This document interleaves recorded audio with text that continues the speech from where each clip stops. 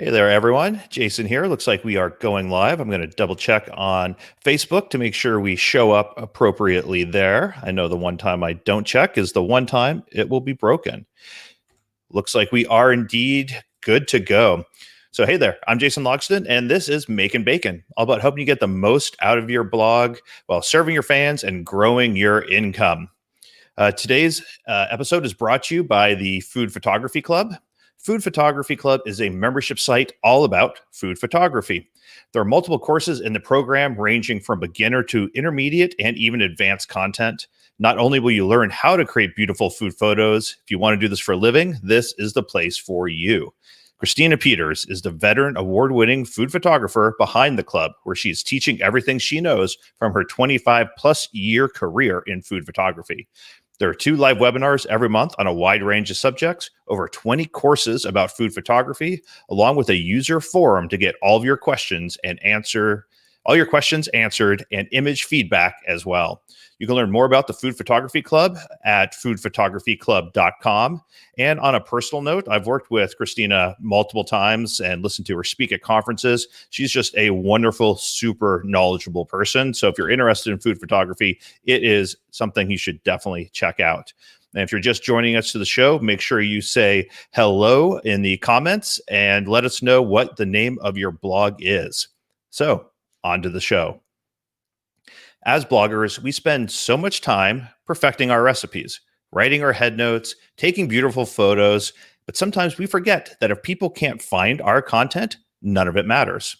Now, there's multiple ways to help people discover what you create, but a big part of it is search engine optimization. But in a field that is constantly changing and purposely obscure, it can be really overwhelming to figure out how to proceed. Luckily, today's guest is the perfect person to help us make sense of it all. He is a speaker, writer, and trainer who is the founder of digital consultancy Media Wyse and a well-known SEO professional with more than 20 years of experience. He has trained SEO teams on 5 different continents, spoken at over 100 conferences, and has worked with thousands of bloggers in the food, lifestyle, and travel niches. He also collects comic books, is currently being forced to watch Love Island with his wife Tifany, and believes that bacon should be its own food group. And I can't argue with that. So I can't wait to learn from today's guest, Casey Markee, founder of digital marketing consultancy Media Wyse. Casey, welcome to Makin Bacon. Jason, hi everyone. Thanks for having me. Really excited to be here. Any podcast with the name bacon in it has to be exceptional. So I am thrilled to be I know involved. bacon is one of your favorite foods. You've mentioned it in multiple podcasts. What is your favorite? Do you have a favorite brand of bacon that you just can't get enough of? No, I got into trouble because their fights would break out. Because if I would favor one brand of bacon over another, there would be street fights. It's like a episode of Anchorman, where there's different bacon sites all around. People definitely always want your stamp of approval because you are known as a bacon expert. Correct. I have a bacon scale for movies, the movie bacon scale. It's fantastic. If a movie gets the rare 4 strips of bacon, very coveted. Yep, fantastic. So yeah, I keep it on the down low. But yeah, I'm a thick bacon cut kind of guy. So if you have a specific brand of bacon and they're more thicker cut, we need to speak. I'm always looking to be a corporate spokesperson. Totally fine. We can definitely handle that. I love it. Bacon is definitely one of the favorites on this show as well. We have a few people joining us live. We have Alexis says hi from Fancy Apron Cooking. Welcome, Alexis. We got Barb Logston, my mom, who helps moderate the comments and keep all the riffraff in line. Fantastic. Hi, Barb. And along this podcast, if you have questions, let us know, and I'll be sure they get in front of Casey. He's got a wealth of expertise, and I'm asking him things that I'm curious about. But if there's things that you need to know specifically, do not hesitate to let him know. And I can't wait to dive into all things SEO. But before we get started, I like to start off every podcast by asking, what is it like around your dinner table on a typical night?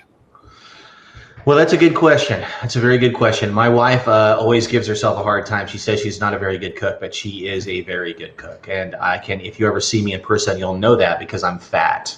So that if your wife is a good cook, you will tend to be a little overweight. And I don't mind that at all. But yeah, typical dinner night for us is two teenagers who want absolutely nothing to do with us, and so they take their food into their rooms and watch that or whatever. But no, usually, we try to have a nice, simple family meal anywhere between 6 and 8 o'clock, depending upon our schedule.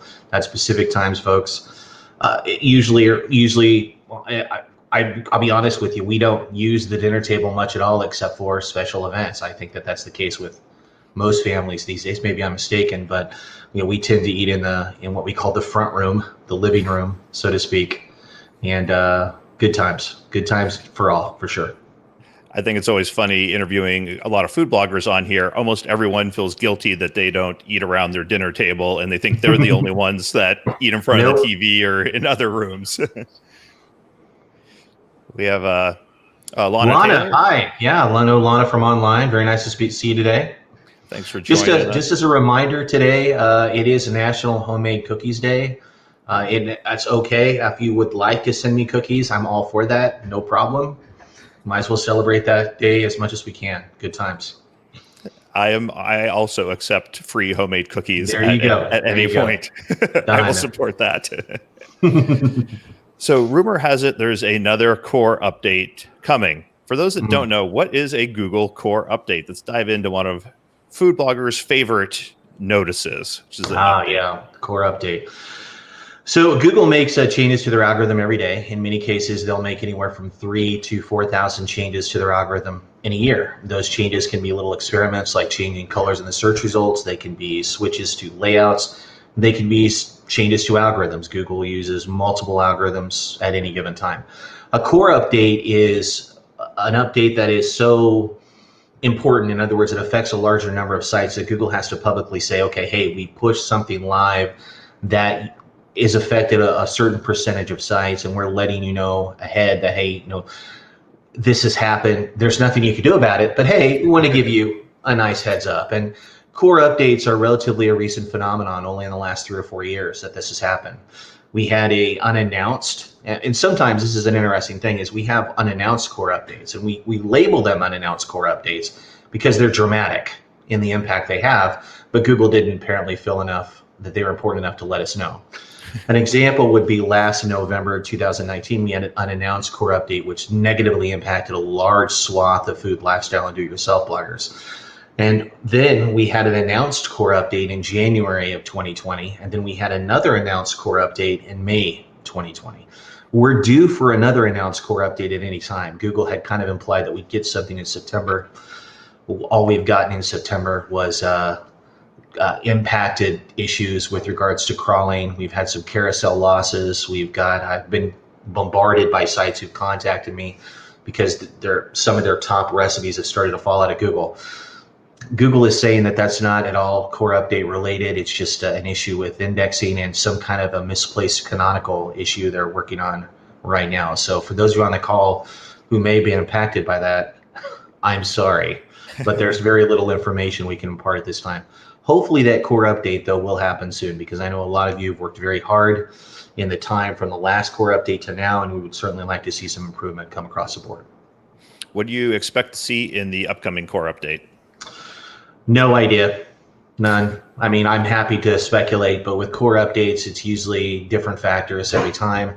So the core updates are always Google's desire to try to give the best results to the best group of people at the best moment in time. Sometimes they'll trigger, they'll take the data that happened from the last core update, and maybe sometimes they'll roll back changes. We're hoping that, they just continue to reward good content, which is their bottom line goal. A lot of bloggers are always confused. Like, I don't understand. I was number one for this term for so long, and all of a sudden I'm on the bottom of page 1 or at the top of page 2. Think of Google results as a list of your favorite songs or movies. Every year that list is going to change as new and better results, movies, and songs are released. And so it's very uncommon for you to be top 3 for a query forever. That's not something we would ever rely on. As new competitors enter the scene, things get more competitive. And I know that's tough for a lot of bloggers to understand. How can you kind of insulate yourself from new competitors coming in? Well, that's a good question. There are various ways that you can generate more traffic from Google. Of course, it's always a matter of doing bottom line best practices. It's amazing how many times we'll have an audit and a recipe blogger specifically hasn't gone in and filled out all of their recipe schema. We want to make sure that we've filled out as much of that information as possible so that we can insulate and fully optimize for the carousels, which generate a lot of the traffic in Google whenever we can. And there's just a lot of misinformation out there as well. People believing that, for example, Google introduced guided recipes a while back, and guided recipes are really only a kind of a voice search related situation where it doesn't really have its own carousel, and there are people going around mistakenly telling bloggers, oh my God, you're not filling out your guided recipe stuff, that's why you're losing rankings. Completely unrelated for those of you on the call. Again, your goal should always be to optimize for desktop and mobile traffic. We want to do that. That's the regular recipe reports that you're going to see in Search Console. Guided recipes is a novelty. Eventually, there might be a way for you to monetize that traffic. But for right now, it's certainly not something you should lose much sleep over. Can you go into a little bit more about you talked about the schema, which is the structured data, correct? How do bloggers get that in, and how important is making sure you have every field in that filled out, or are there some that have a little more weight than others? Right, so schema, also known as structured data, is our way to show Google visually how to read our content. So for those of you who are in the recipe niche specifically, we have plugins that do all the heavy lifting for you. The most popular plugins on the call would be things like WP Recipe Maker, WP Tasty, Create, and there's a handful of others that are kind of what I would consider second tier. They'll work for you, but they're just not as widely maintained or don't have the features as these big three do. When you have a plugin installed, the goal is, of course, to fill out as many fields as you can all the time. Now, Google has required fields and they have recommended fields.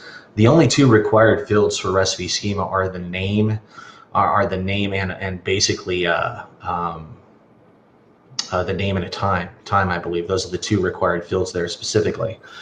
And we want to always fill those out whenever we can. And the rest are recommended. Google doesn't require, for example, that you fill out calories, but calories are something that we always see users want, and they do generate a nice rich snippet. And a rich snippet is a visual representation of structured data. You see them in the search results. If you fill out calories, you can see calories represented. If you fill out cooking time and prep time, you can see that that's represented there as well. If you generate a review, we call that an aggregate rating, and that'll generate star ratings in the search result. So even though something is recommended, we tend to always recommend that you fill it out at all times whenever you can. How does Google decide who gets their rich snippets next to their results? I feel like it doesn't necessarily matter where in the search results you come in. Like sometimes there'll be a few that are skipped. How does it determine which ones are worthy of having a rich snippet? Well, if you fill out the information, the odds are 9 out of 10 times you're going to get the rich snippets. Nevertheless, Google's really clear that rich snippets and structured data in general are all quality related. If you have some quality issues on your site, that may prevent the actual representation, the visual representation of those rich snippets. And I have seen that happen. You've just got low quality issues on the site. Maybe your pages are taking a ridiculous amount of time to load. Maybe you have included no photos in the recipe post itself. Maybe it's not even your recipe. Maybe this is just a reprint of something else. Those could all impact the visibility of rich snippets. But usually, as long as you're able to fill out the plugin completely as much as possible and you're using a supported plugin, you should be fine. Now, in that case, there are still bloggers out there using old, outdated schema, things like H-entry schema or, in many cases, non-JSON LD supported schema, which is kind of what Google wants right now. And, if you're using old micro data vocabulary, it could be that Google has, started to phase out that data over the last year. You could have problems trying to generate any rich snippets if you're using outdated schema specifically. That definitely makes sense. Something to keep up on and make sure that you are using up-to-date plugins when you're in pretty much any field that changes as quickly as SEO does, I think. Mm-hmm. Very much so. Very much so.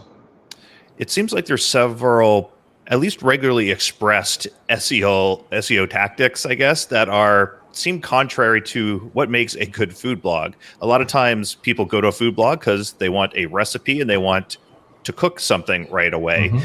And as my friend Lori Rice put it, she said, in the current state, is there a way to have a moderately successful food blog without creating a recipe post that just follows the what is a potato, what are types of potatoes, how do you peel a potato, how do I cook a potato, kind of format every time you post a potato recipe? And that's a good question. And I would think that in many cases that format is outdated, and I don't believe you should use it. There is a very specific approach that Google is looking for. Google, and I know that you've probably heard me say this, and I know there's others on the call who've heard me say this. I always try to tell bloggers that they need to treat, they really, and this is not to be flippant, but they need to treat the people visiting the recipes as toddlers or drunk adults. We need to dumb things down as much as possible. We need to actually show, here is what goes into this recipe. Here's how to make this recipe step by step. After we've shown them how to make the recipe, then we actually detail how to make this recipe perfectly. That's where expert tips and FAQs come into play. I think a lot of bloggers have been mistakenly told, unfortunately, by their ad companies that longer is better. Longer is not better. There are many times where you can have a shorter, to the point, concise recipe, and it will just dominate. It will do extremely well. And you have to understand what the intent of that recipe is by looking at the search results for that query.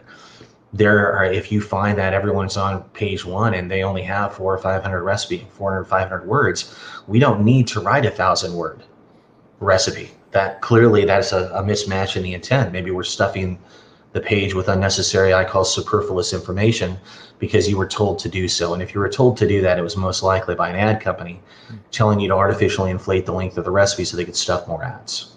And that's something that I have to tend to push back on a lot in my audits.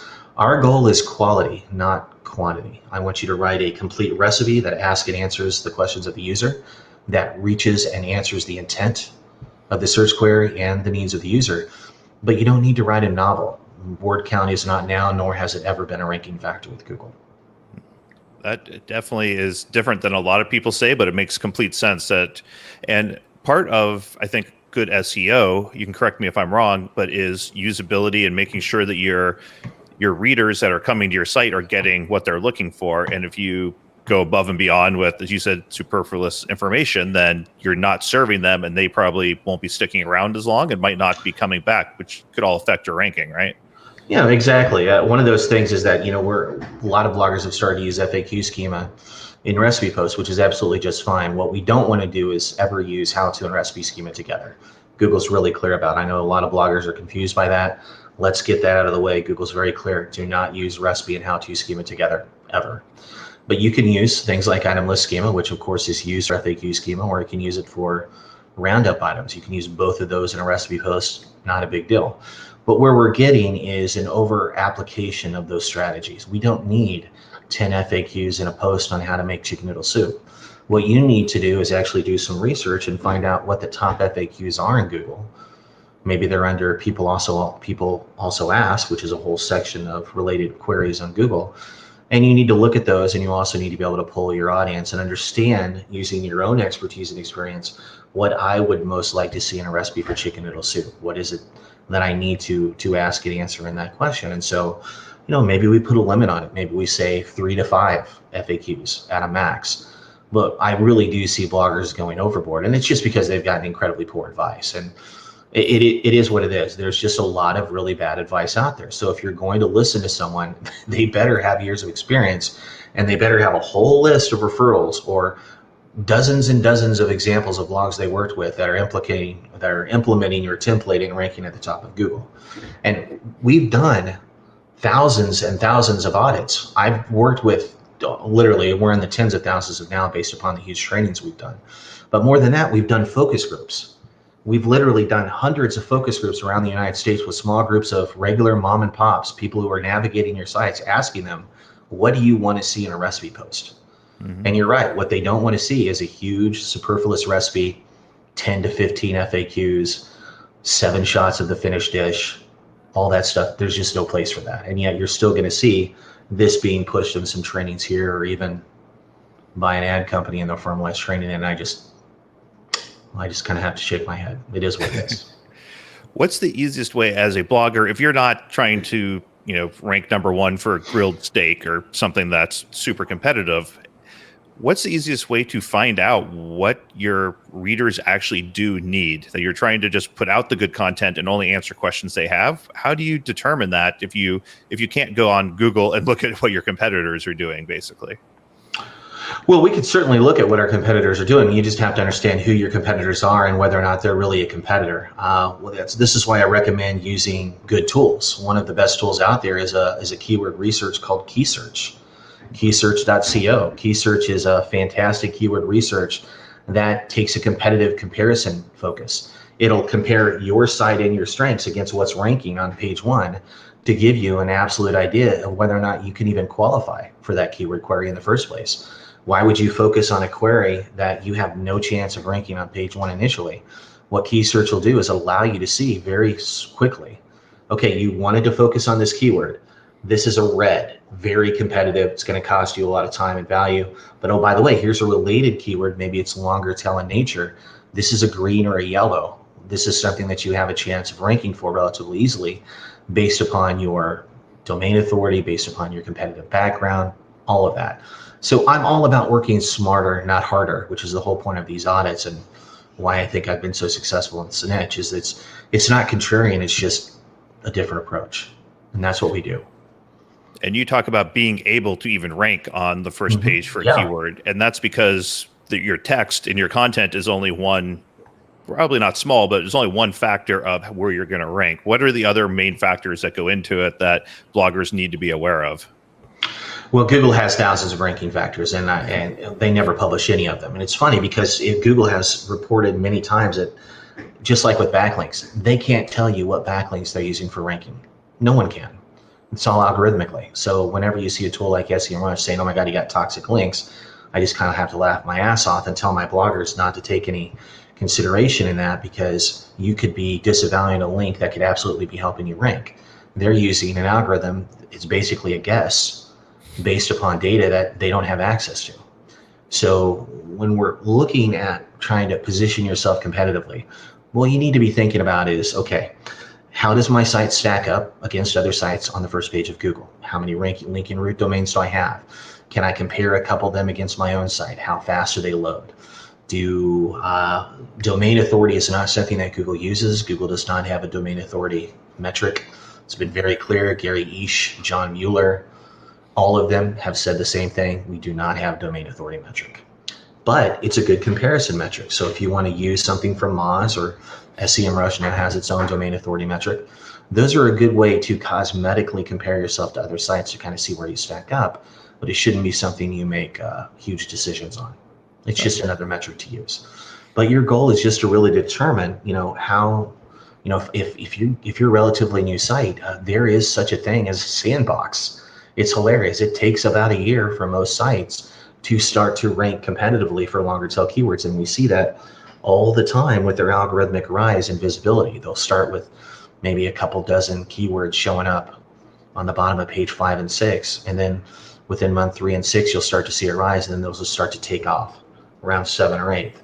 And I see that over and over again because I work with a lot of younger bloggers whose main focus is to try to qualify for an ad network.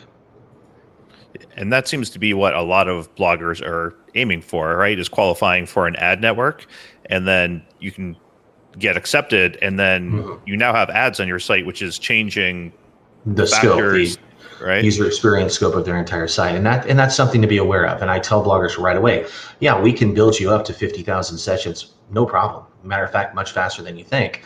But understand that when you add these ads, you're going to change the whole algorithmic valuation of your site. We're going to change user experience metrics. So I tell bloggers all the time, our goal is to run the least amount of ads you can. And when I have bloggers who are already doing 5 or 10 million sessions, and they're like, I want to do better. I'm like, yeah, no problem. One of the first thing we're going to do is work on your page speed and user experience. Pages are taking 15 to 20 seconds to load, and it's because you're running every ad unit you can possibly run. We don't need to do that.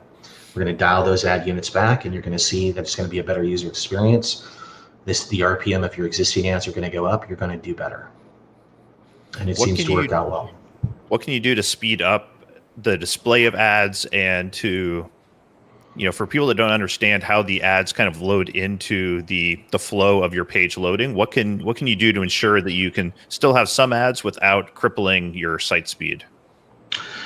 Well, the two big ad companies, Media Wyse and AdThrive, have allowed deferred ad loading now for about 18 months. So it's certainly a positive there. It's funny because at least Media Wyse, it's usually automatic. They'll turn the deferred ad loading on right there in your dashboard for you, especially for the mobile.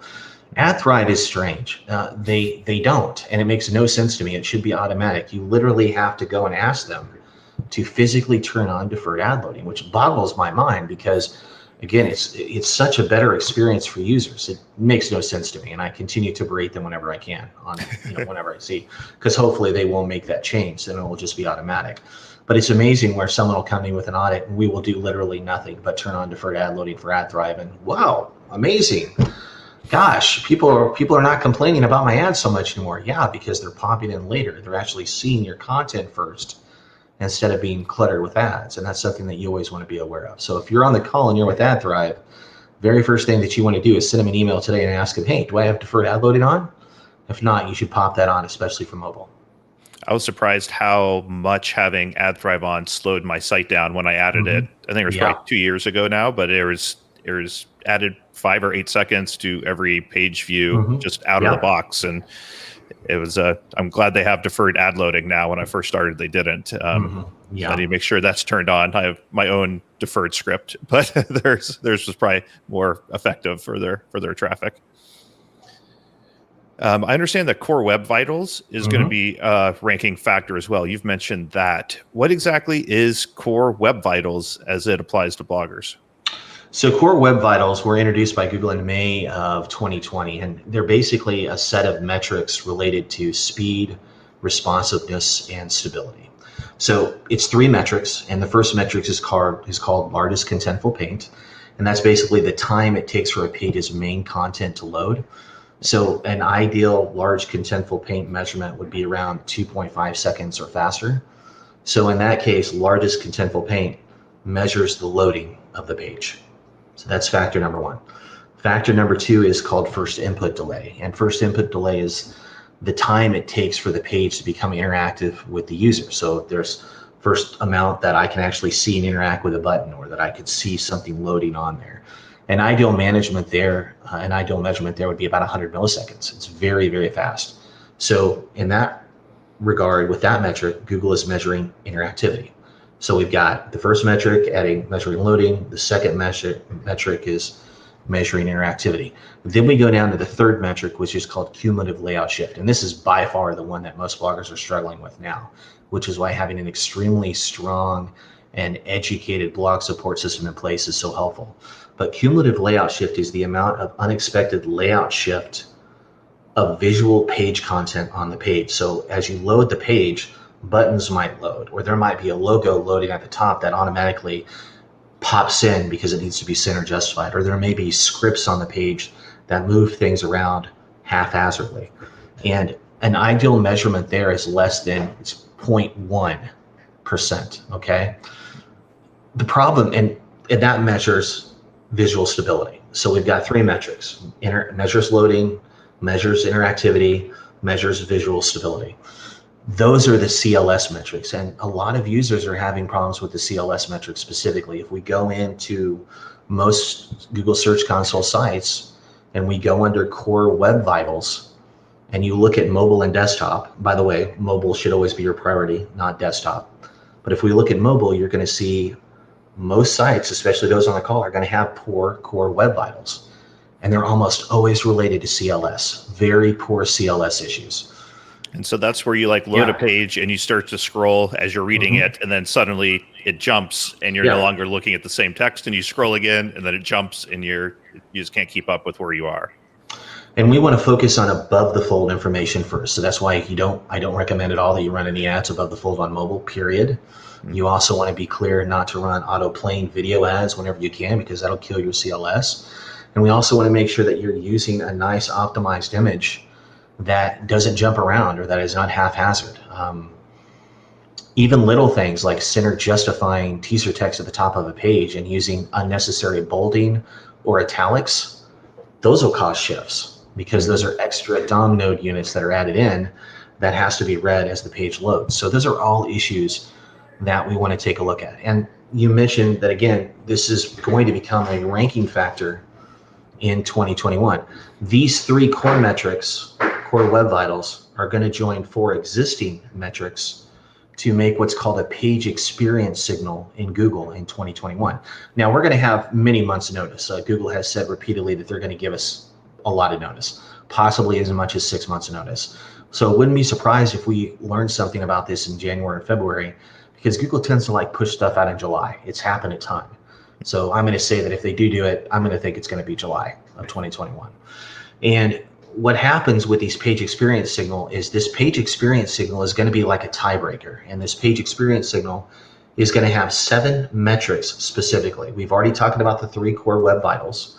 So we've got largest contentful paint, we've got first input delay, we've got cumulative layout shift.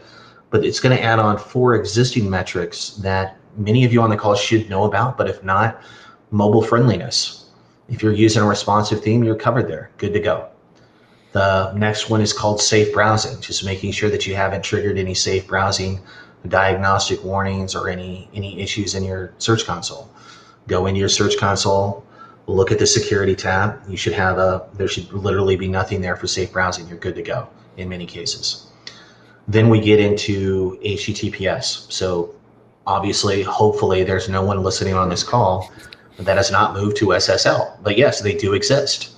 That is a very small ranking factor. It's like a tiebreaker ranking factor. And then finally, the last one is intrusive interstitial guidelines. The intrusive interstitial guidelines have been around since about 2017.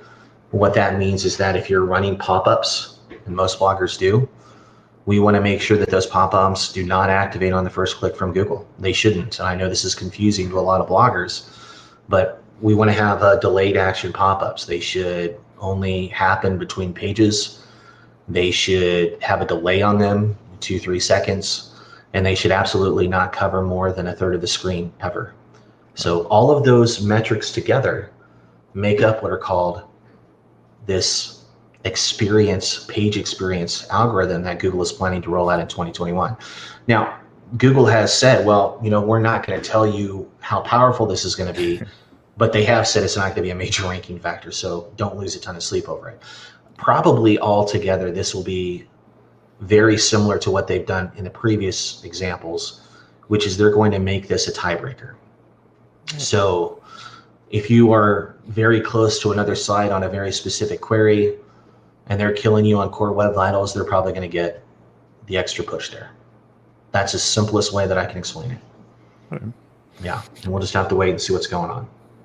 When it comes to page speed, I feel like it's a little bit harder for food bloggers or lifestyle bloggers because we have very image-heavy posts in a lot of cases. How's the best way to optimize your images to make sure that you're not slowing down your site while still being able to have some of those very pretty big images that highlight the different steps in a recipe or different pictures? And that's a good question, and this can be done very easily. And the reason how it can be done is just using a set of core principles. Number one, we always want to upload JPEG images. We never want to use PNG images, ever. You should not be using PNG images except for logos or very small icons. I know I audited a site the other day. They loaded every image for their recipes at PNG because they were exporting out of Canva and didn't even check it. If you export out of Canva, PNG is the default.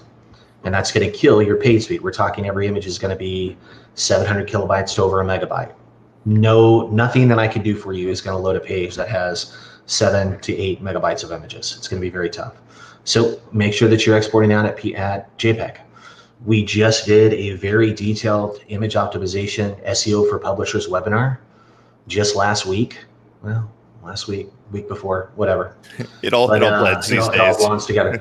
And we covered this in detail, and we want to make sure that we're kind of limiting the file size out of Lightroom or whatever you're using. Try to play around with the quality. Try to get that image below 200 kilobytes before you even upload it to Google, if at all possible. Also, you want to size your images at about 1200 pixels wide. And the reason that we want to size images at 1200 pixels wide is we're future-proofing our images, and we're also optimizing for Google Discover. I know a lot of you are familiar with Google Discover. It's a very fickle beast. It can generate tens of thousands of clicks for a blogger, and for other bloggers, it could generate nothing. And a lot of that has to do with the quality of the images you provided for Google to pull over for that avenue. So if your images are too small, you're not going to get much consideration. 1200 pixel images wide, limit the file size or so about 250. And then, make sure that when you're uploading them, you're using a quality program like Short Pixel or Imagify. I'm a big believer. I prefer Short Pixel, and I want to use lossy compression. I know a lot of you on the call are like, oh, Casey, I like to use glossy or something like that. Please don't. Unless you're a professional photographer. And you mentioned Christina. Christina, fantastic photographer. She really does a good job with her image optimization. She can get by using glossy because she understands how to pre-optimize her photos before she uploads them to her site. And glossy, the difference is that it's picture perfect, pixel perfect. The display matches what she uploads. For most of the rest of you on the call, you're going to want to use lossy, and lossy is going to provide you a very nice mix of appearance and optimization. We're talking another 30-40% in savings in many cases if you use lossy. So we really want to consider that. And you also, you could use aggressive, especially on Short Pixel. You want to be aggressive whenever you can. I don't think most people need to use ultra, which is another setting there, but bloggers have done it and been very happy with the results. But dialing that all in is very important. And then, of course, using things like a CDN, Cloudflare on the server, making sure that we're lazy loading our images whenever we can. And as you mentioned previously, we don't need 7 photos of the finished dish ever, even if they're beautiful photos. Okay, and I know that's tough for a lot of bloggers. Even big bloggers that I'll work with will make changes to their workflow, and they're shocked at the improvement and how much more time it gives them going forward. I think that's something that a lot of bloggers run into for everything, but we design and put out content for ourselves, not necessarily for our readers sometime. And we'll run an image through an optimizer, and it might reduce the visual appearance of it by 2% that no readers would ever notice, but it's a big deal for whatever reason for us, and it hurts our SEO rankings. Right. People do that for cookbooks, trying to put in very specific things when the readers don't actually care about it, and it increases the cost of doing a cookbook, each one that you print. And it's something that I try to tell people a lot to keep in mind is just remember who you're creating this content for, and it's not you. If you're trying to make a business out of this, it's your readers. Right. And make sure you give them what they want, but you don't need to go above and beyond that.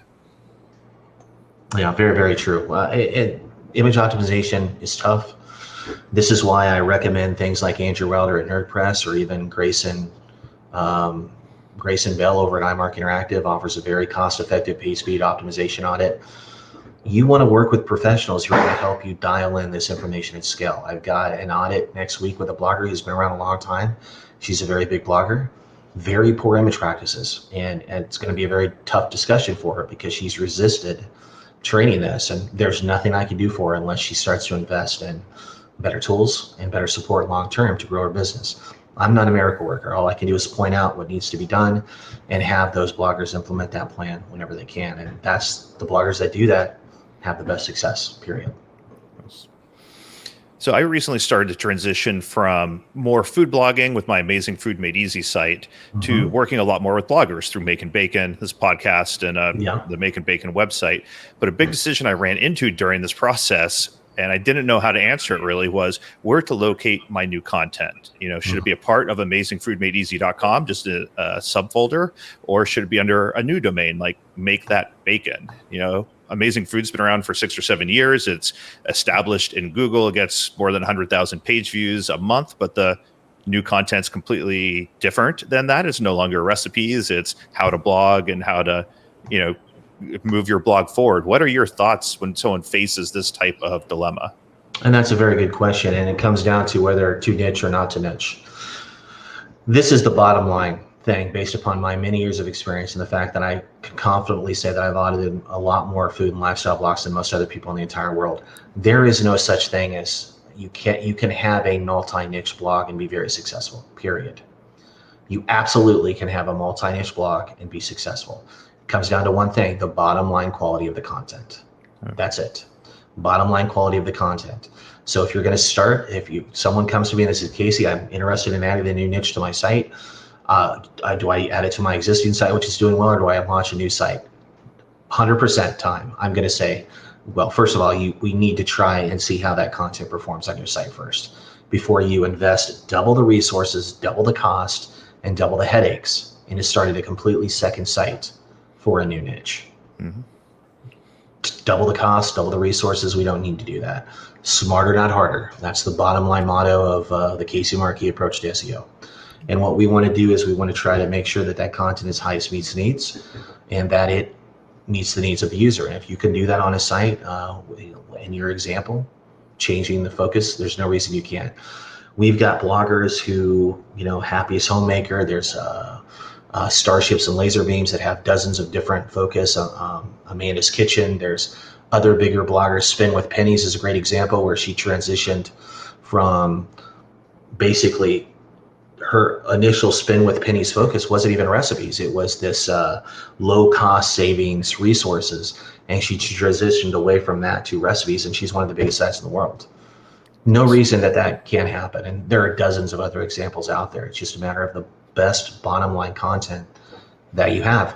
Brown Eyed Baker, Michelle over Brown Eyed Baker, I know that she initially started with just desserts, and she's literally expanded into every food you could possibly have. They all rank, and they rank well. And it's just a matter of the bottom line quality, the topicality that you're pushing, and how you set up that content on the site. We've interlinked it when it makes sense. We've made it easy for Google to crawl the site.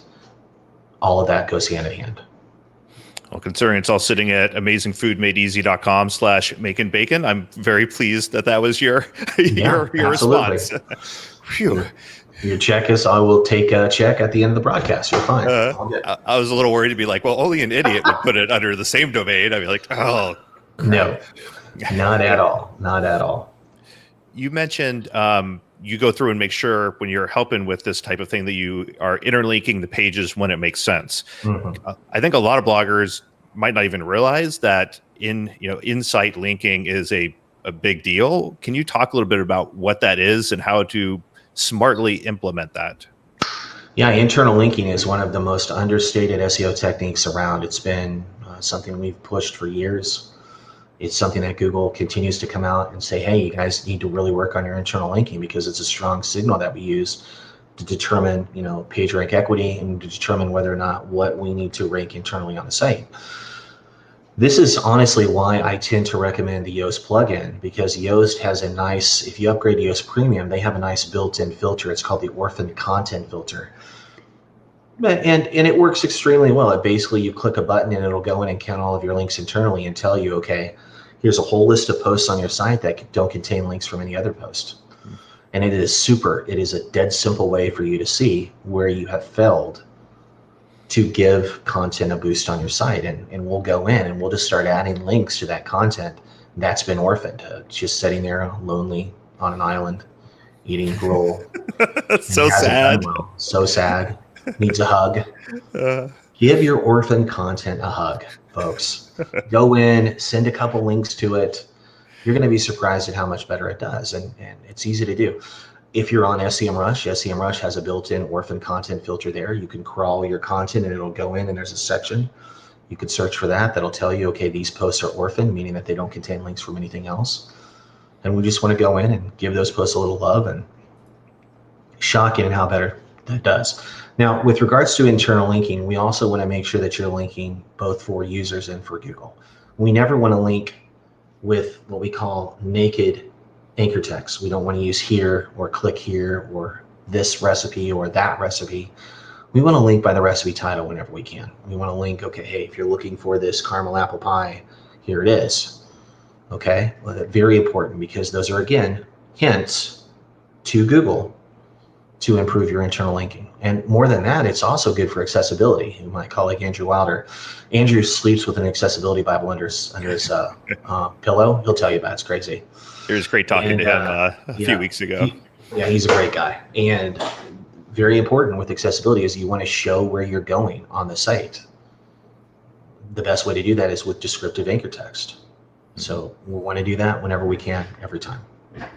So you talk about going in and adding links to your content. Is it best to add it into existing text, like a recipe header pointing to another page on your site? Is it better to list out just the links at the bottom of the post? What kind of makes sense, both from a user perspective and a kind of the ideal way to do it?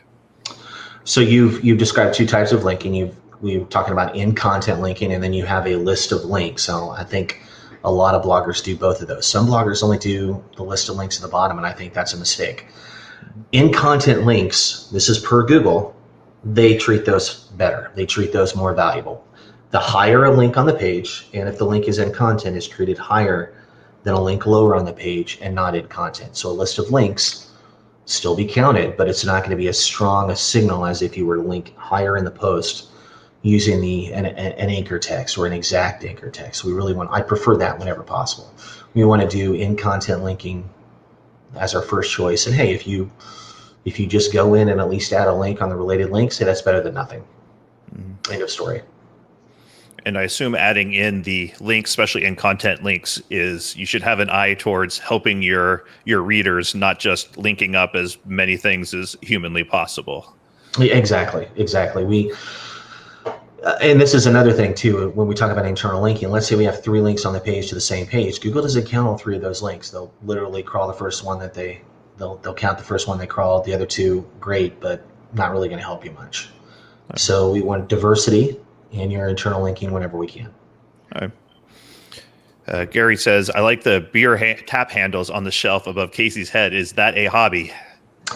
Yeah, it is actually. I do have 2 other shelves that I am just too lazy to put up. So I will hopefully get to that sometime soon, Gary. But yeah, I used to, certainly not in the time of COVID, but I used to travel quite a bit. And when I would go and I would pick up tap handles, went to Juneau, Alaska on a cruise, went into the Juneau brewery and got there's a Killer Whale tap handle there at the top there, third from the left. And that's definitely one of my favorites. The Juneau brewery is great. It was my wife and I went there for the International Food Blogger Conference. Oh, yeah, right. 2 years ago. Yeah. Mm-hmm. That was a great time. Oh, yeah. Very nice city.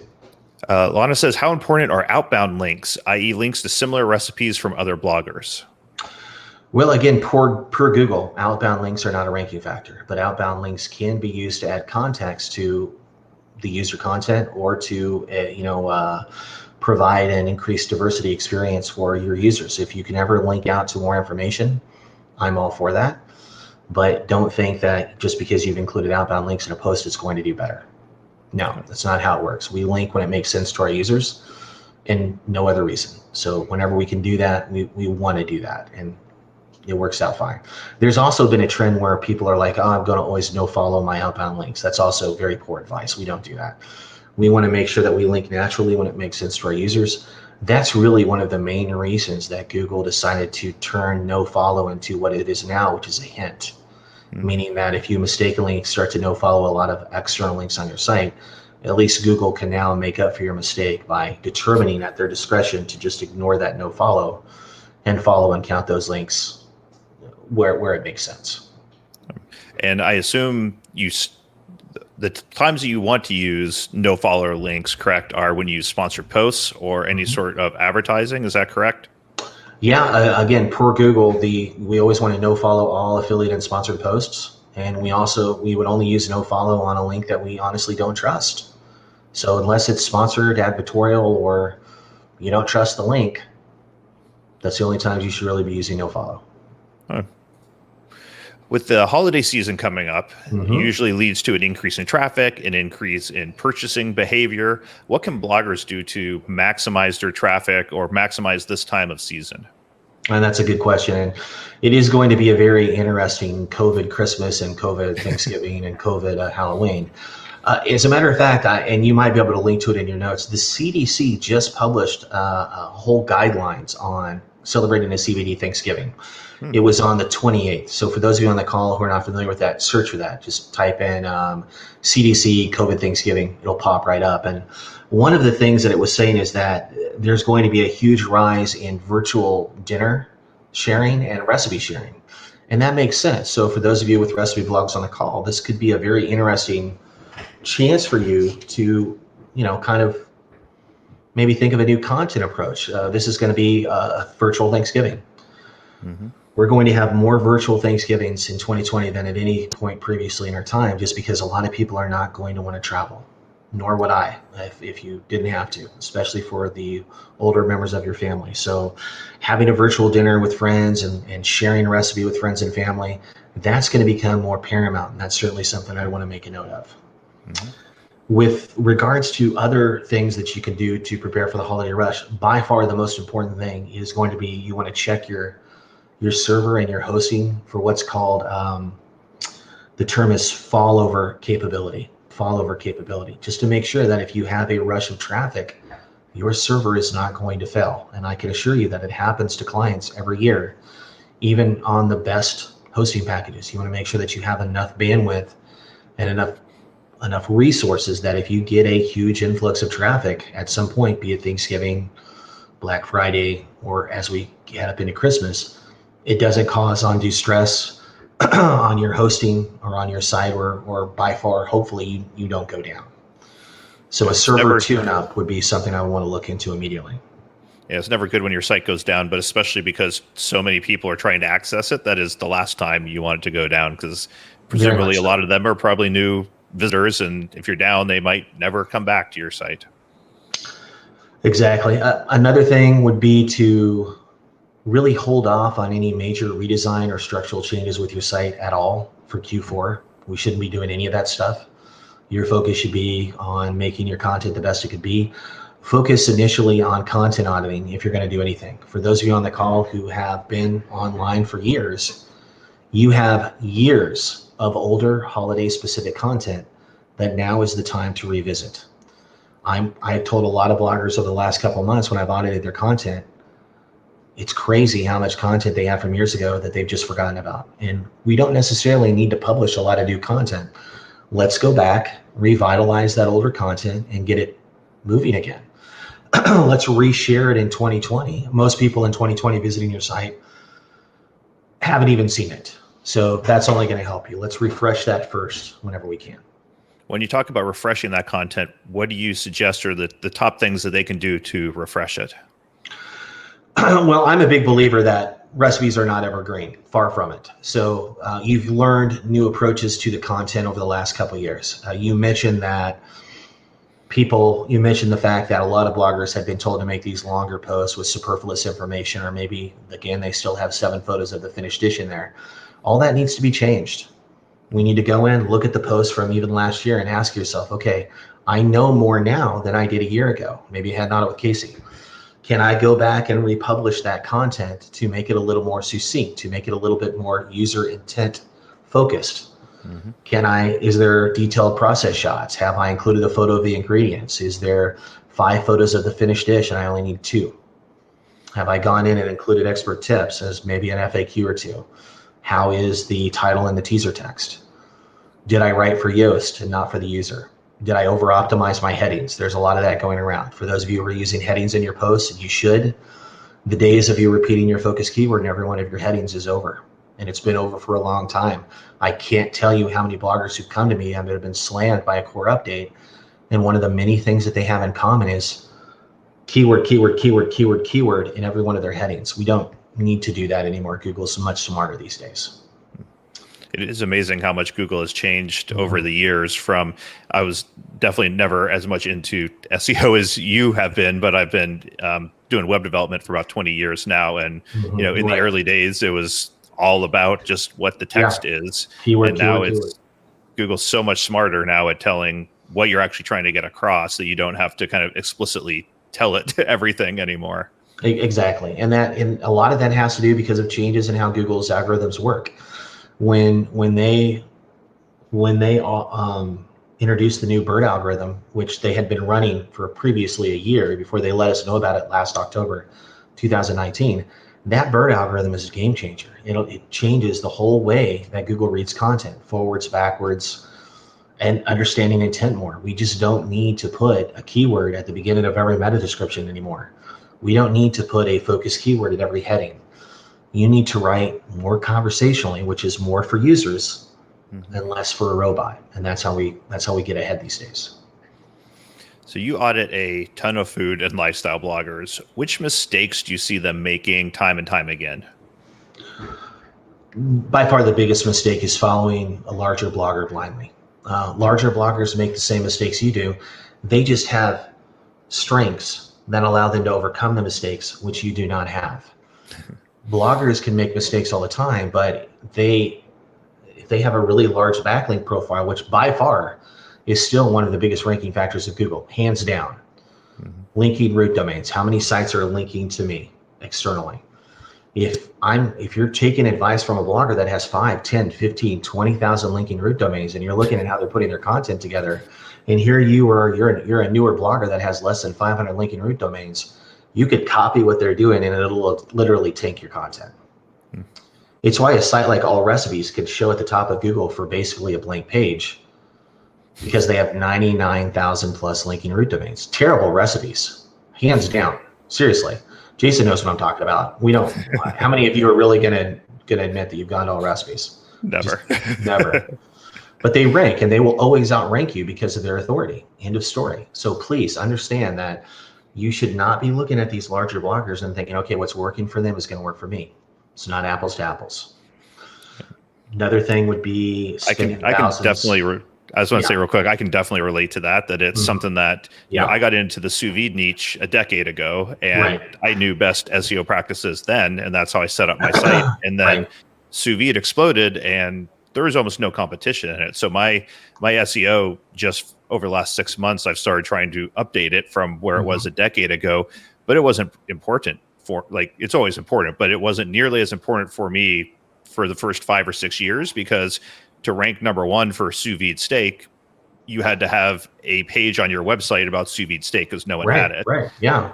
And if people copied what I did, despite being a relatively big blogger with 150,000 page views, they would not be following what you want to be doing to set up a new blog, because it wasn't something I was concerned about for probably 5 or 7 years. And now it's like, okay, there's a lot more blogs out there talking about sous vide, and it's time to get back to the best practices. Very much so. Very much so. And the second thing, when we talk about biggest mistakes to make, is going out and spending thousands on custom themes or doing a redesign and doing it needlessly or doing it incorrectly. When a lot of the redesigns that I've been seeing lately are bloated, they're slow, there's excessive CSS and JS, they're non-ADA compliant, and worse, they're slow. And I say slow twice because that's going to kill you in 2021 with this experience algorithm takes off. There are plenty of ways for you to make a nice, attractive, relatively inexpensive site by using an existing theme. I'm a big believer in the Genesis framework. You use the Genesis framework, you get a nice child theme from someone like Feast. You spend a couple $100 here and there doing some customizations, adding some CSS in there whenever you can.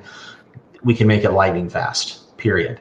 But what I'm seeing more and more are these custom themes, these bloggers thinking they have to go out and spend thousands, tens of thousands on a custom theme to be competitive. Far from it. I can tell you from an example, I just had an audit with a very bigger blogger. And I don't think she'll mind me saying her name. It's Jessica in the Kitchen, and she's a fantastic blogger, very successful. They're based in Jamaica, which, by the way, home of the Appleton Rum Estate factory. So good. Huge fan of that. That's a story for another time, but my family has refused to let me go back, but story the other time. But she had gotten some bad advice in her when she switched themes. Her theme designer removed her entire sidebar. Huge mistake. Removed her entire sidebar. We lost a lot of strong internal linking signals. Her theme was very limited. We couldn't optimize her category pages. We have to code in things here and there. And so she's a very successful blogger, but she is at a plateau. It's going to be very hard to grow her traffic until we revert some of these design mistakes. And so what we're doing is looking right now at moving her to a much simpler theme that she can customize, that long-term will be much more helpful for her. And fortunately, she has a very strong blog support network in place with someone like NerdPress, and she's very committed to making these changes. So I'm excited to see where she's going to be in a year. Nice. Well, Casey, I have learned a ton during this, and I'm excited to, once I finish all the other 1,000 tasks I have, to dive back into SEO a little more and try to get my site back up to where where it used to be in the SEO best practices. Luckily, I was writing for my my readers for a long time when I wasn't worried about SEO. So at least that was a lot of it is pretty conversational, which should go a long way. Good. But I really appreciate you taking time out of your busy day. I know you do a ton of audits and do a lot for the food blogging community. And I appreciate you coming on and sharing some of your expertise here. The pleasure is entirely mine. Thanks so much for having me today. And I appreciate everyone tuning in and listening and commenting and contributing. So thanks for joining us, everyone. This has been Making Bacon, all about helping you serve your fans, grow your income, and get the most out of your blog. Till next time, I'm Jason Logston. Thanks, everyone.